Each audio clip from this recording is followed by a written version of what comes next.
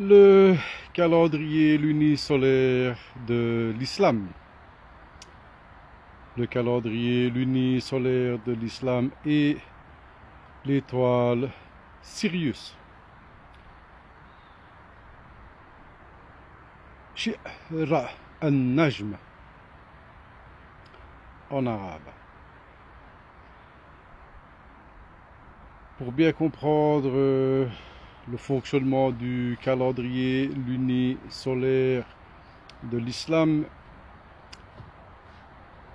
il faut bien comprendre que ce calendrier n'est pas quelque chose de nouveau, qu'il existe depuis la création des cieux et de la terre et qu'il accourt chez tous les messagers et envoyés d'Allah, depuis Adam jusqu'au dernier Mohammed.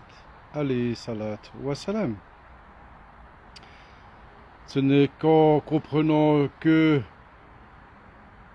il n'y a eu aucune interruption depuis le début de la création que vous pourrez comprendre que ce calendrier est celui qui fait foi. Et c'est tout à fait normal que si vous suivez le calendrier lunaire hégirien haram, vous ne puissiez pas comprendre le sujet. Car effectivement, le calendrier lunaire hégirien, totalement haram, comme je l'ai démontré,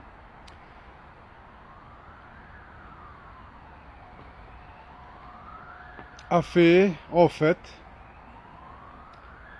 scission avec la révélation.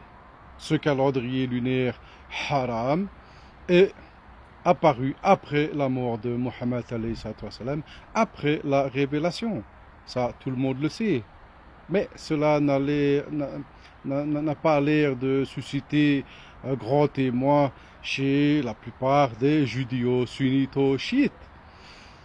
Et donc, il faut bien comprendre la continuité du calendrier lunisolaire. Comme nous l'avons vu, Al-Qur'an confirme le calendrier lunisolaire de ses prédécesseurs, donc de la Torah, des évangiles, des feuilles d'Abraham, etc. Et il ajoute une mise à jour où il interdit de mettre le mois augmenteur, le mois intercalaire, dans la période des 4 mois sacrés. Ça, nous l'avons vu, je l'ai assez répété.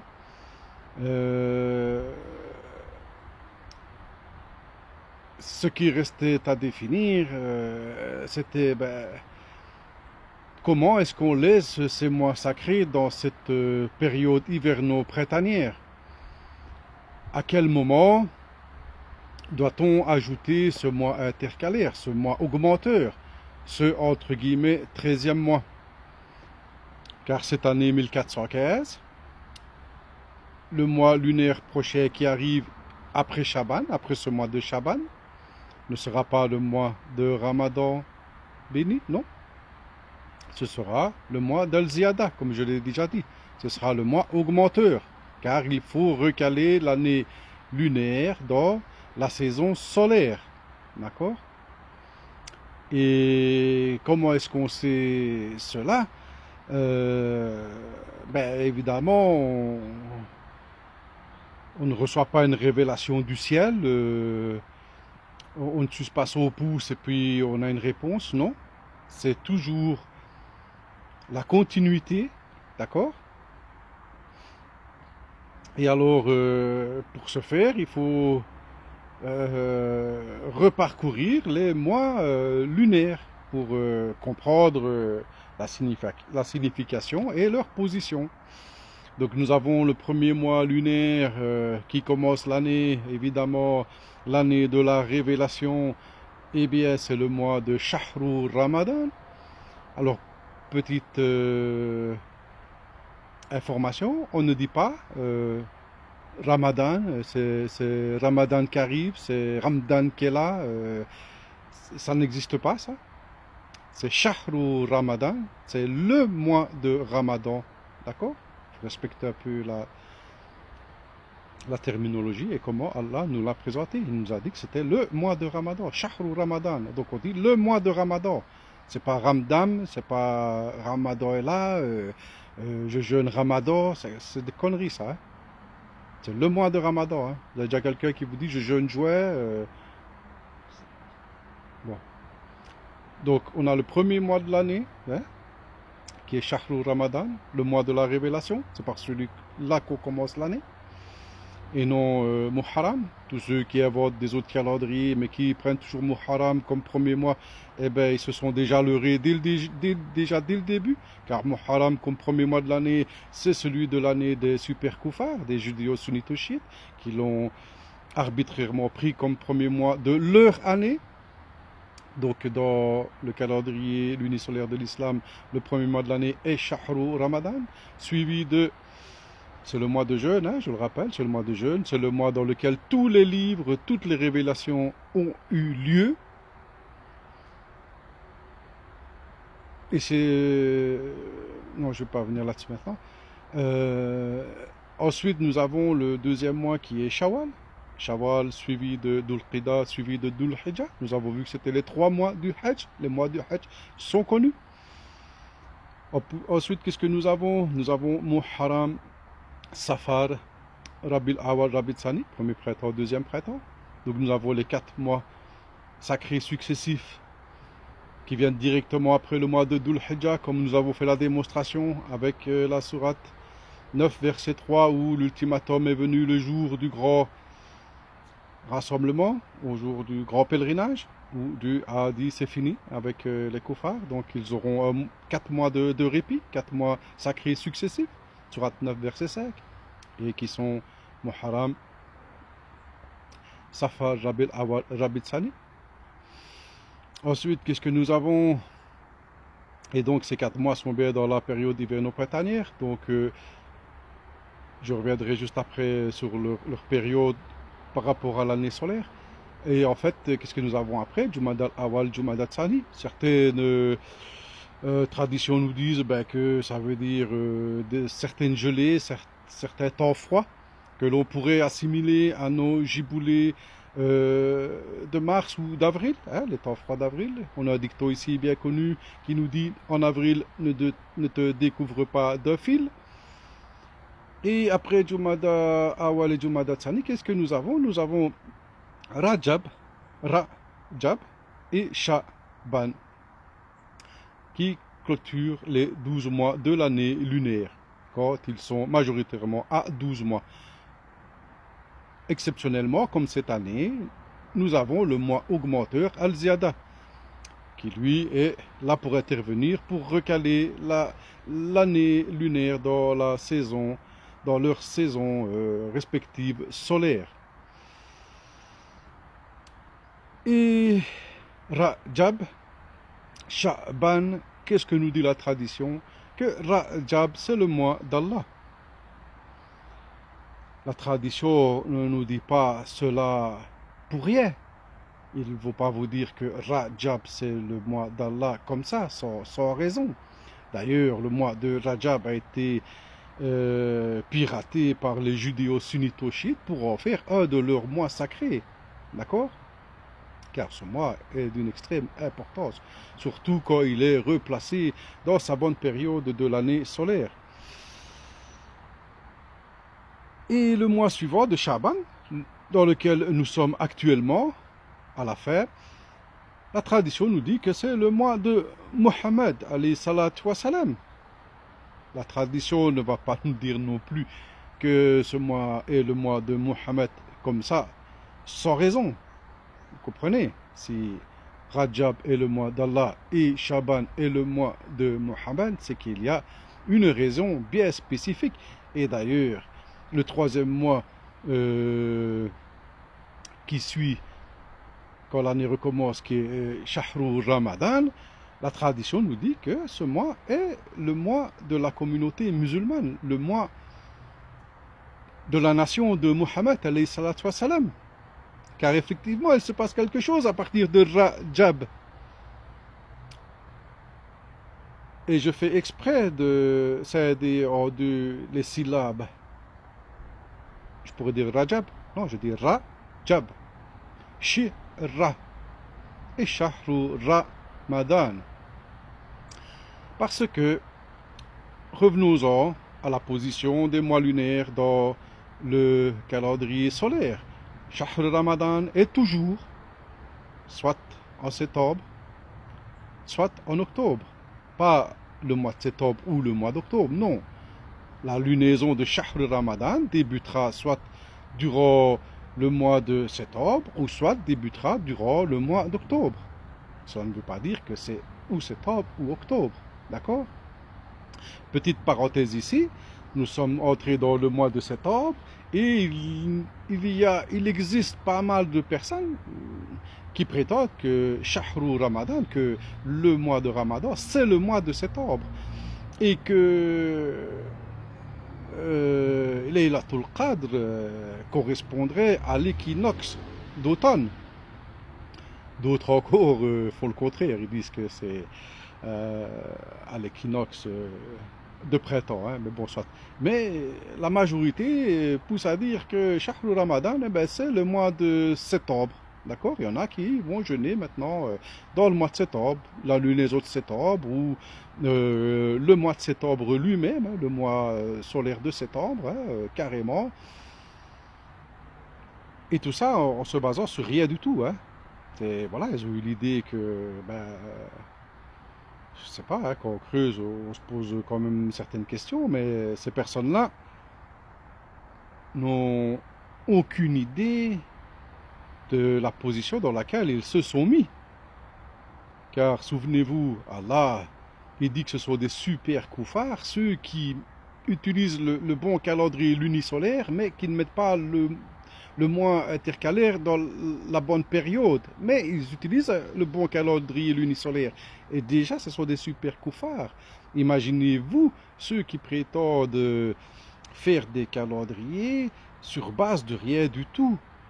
Donc, ils se mettent à la place d'Allah pour émettre des lois. Voilà, je ferme la parenthèse. Donc, Shahr Ramadan, toujours septembre, octobre. Shawwal, octobre, novembre. Dhul Qida, novembre, décembre. Dhul Hijjah, décembre, janvier. Muharram, janvier, février. Safar, février, mars. Hein, Safar, qui veut dire zéro, on tombe dans l'équinoxe de printemps, Safar. Puis nous avons les Rabi'l Awwal, premier printemps, mars-avril. Rabi'l Thani, avril-mai. Jumadal Awwal, mai-juin. Jumadal Thani, juin-juillet. Et puis nous avons, les mois qui nous intéressent maintenant, Rajab, juillet-août. D'accord?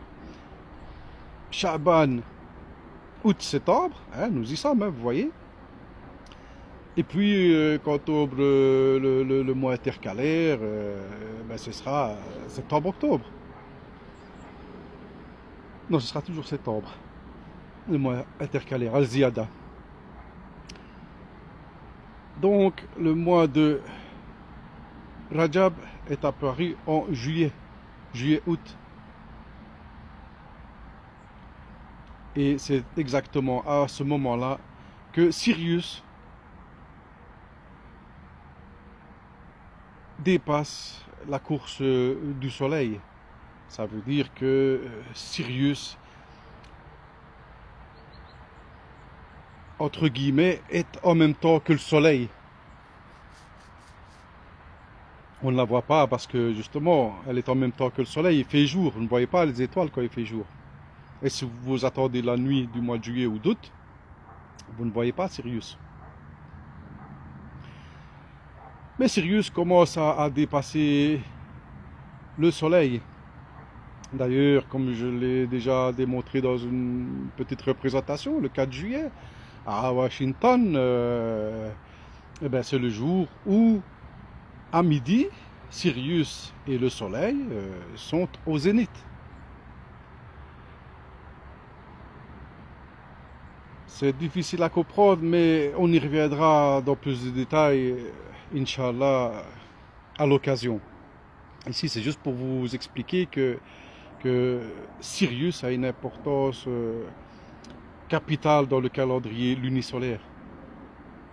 Et donc tout le mois de Rajab, Sirius commence à dépasser le soleil. Ça veut dire qu'elle va se lever tout doucement avant le soleil et puis beaucoup avant le soleil. D'accord? Et puis le mois de Shaban arrive, le mois dans lequel nous sommes. Et lui, le mois de Shaban, c'est le mois de Mohammed, alayhi salam. Son correspondant juif, c'est le mois de Av. Hein, vous savez, hein, le mois de Av, dans lequel les Juifs ont eu leurs 2 bastonnades, hein, leur expulsion de Jérusalem, avant que les koufars judéo-sunnito-chiites les ramènent. Hein. Donc c'est le mois de Av. Donc mois important, puisque Av veut dire le pouvoir terrestre. Le Av qu'ont les Romains, que veulent les Juifs. Mais ça, nous y reviendrons aussi, Inch'Allah. Il y a tellement à dire, j'essaie de faire de mon mieux, ne m'en voulez pas. Et le mois lunaire correspondant romain, c'est Auguste, qui est un des mois le plus importants du calendrier lunisolaire romain. Ce mois n'est pas là pour rien. Allez voir la définition de cet adjectif qualificatif d'Auguste, vous allez voir ce que c'est. Donc, vous voyez que c'est un mois lunaire extrêmement important, car la règle dit que s'il reste 11 jours ou moins dans le mois de Shaban, quand apparaît Sirius au Fajr, alors l'année suivante sera une année embolismique.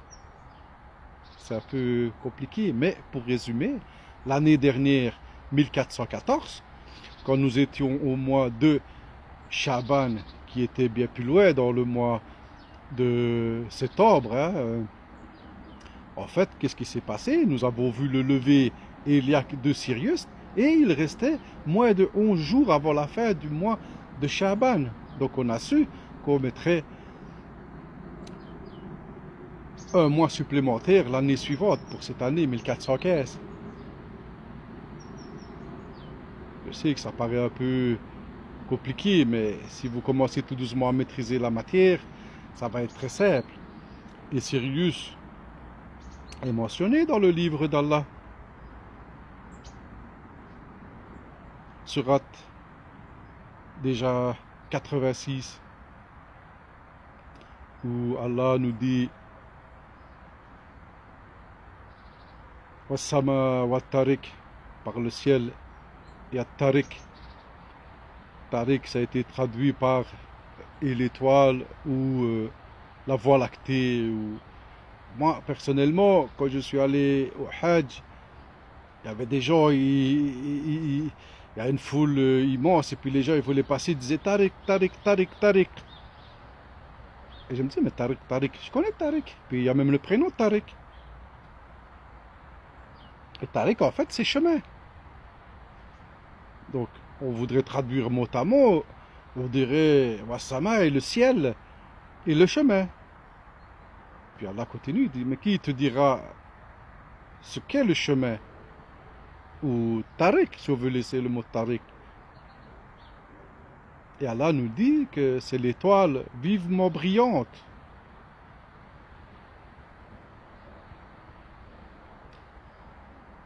L'étoile Sirius, c'est l'étoile la plus brillante du ciel nocturne.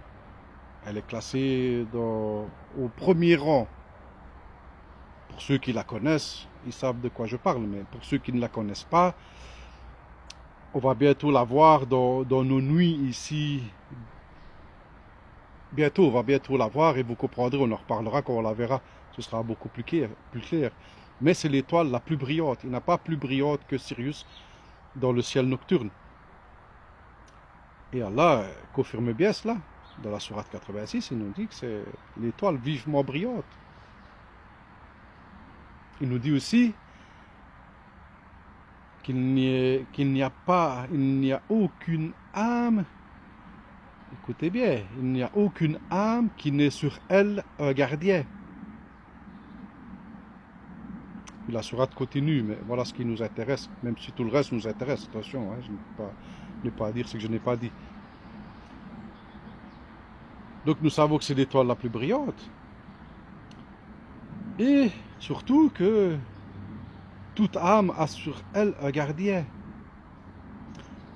Et Allah nous parle encore de Sirius dans la sourate 53, An-Najm.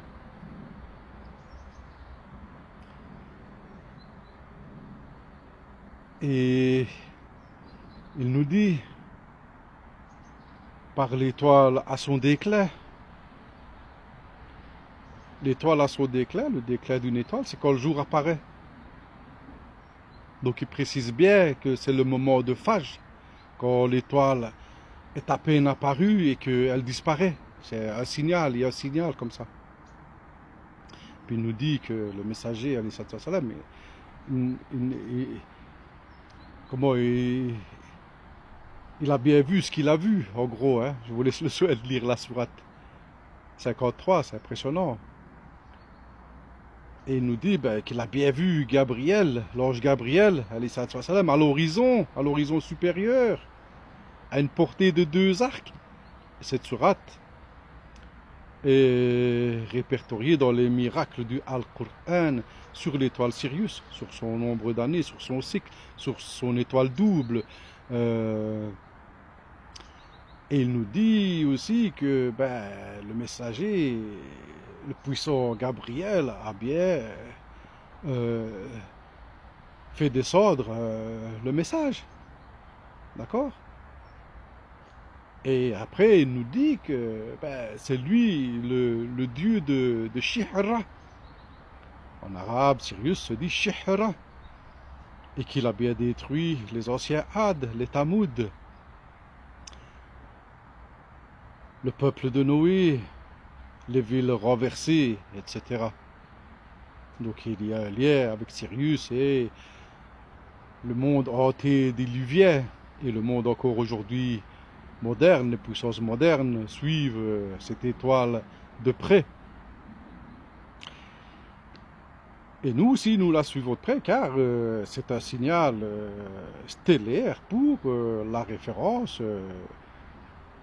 pour notre référence terrestre et lunaire, bien sûr. Il nous faut une référence stellaire, externe au système solaire pour avoir une référence juste, quelque chose d'immuable, de fixe. D'accord? Et cette apparition maintenant de Sirius se fera durant le mois de Al-Ziyada. D'accord? C'est pour ça qu'on a ajouté ce mois intercalaire. Car cette apparition ne peut pas se faire dans le mois de Shahru Ramadan, dans le mois de Ramadan. Ce lever éliaque de Sirius doit se faire impérativement dans le mois de Sha'ban, dans le mois de Muhammad alayhi salatu wassalam. Cette étoile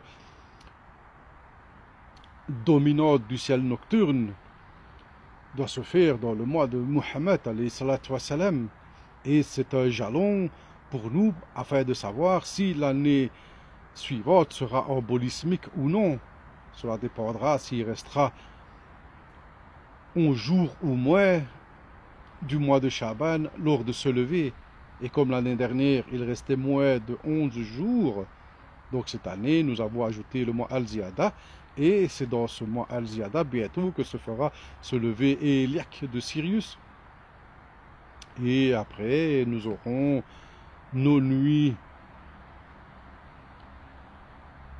qui seront éclairées par cette fabuleuse étoile, car le Dieu a créé tout en double. Et d'après les savants, tous les systèmes solaires sont des systèmes doubles, des étoiles doubles. À de rares exceptions, il y a un système avec une étoile seule, mais elles sont doubles. Et Sirius est l'étoile double de notre système solaire. C'est notre deuxième soleil. C'est ça qu'on ne vous dit pas.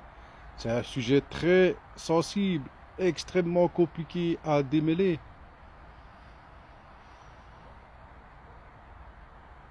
Par exemple, la Maison Blanche de Washington a été construite sur base du lever héliaque de Sirius. Beaucoup de bâtiments des puissances de ce monde se font sur l'observation de cette étoile. Voilà, petite vidéo pour vous informer de l'étoile Sirius, Shihra, Najm Shihra, dans le calendrier lunisolaire de l'islam. Même si cela vous paraît un peu compliqué, on y reviendra, Inch'Allah, plus en détail, car il y a tellement à dire. Ce sujet, je pense, est le plus compliqué, mais à la fois, il est simple si vous comprenez que c'est un jalon, un drapeau, un repère qu'à un moment donné, on ne peut pas dépasser. Qu'à un moment donné, le lever héliaque de Sirius, donc ça veut dire quand Sirius apparaît à l'aube, au phage, que à partir de ce moment-là, s'il reste 11 jours ou moins dans le mois de Chaban, alors l'année suivante sera une année embolismique.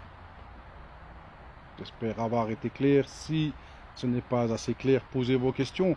Et puis, je pense que je vais tout doucement arriver au quota pour faire des lives et pour pouvoir échanger directement avec vous qui êtes intéressés. Puisse Allah vous donner les meilleurs moyens de vous diriger.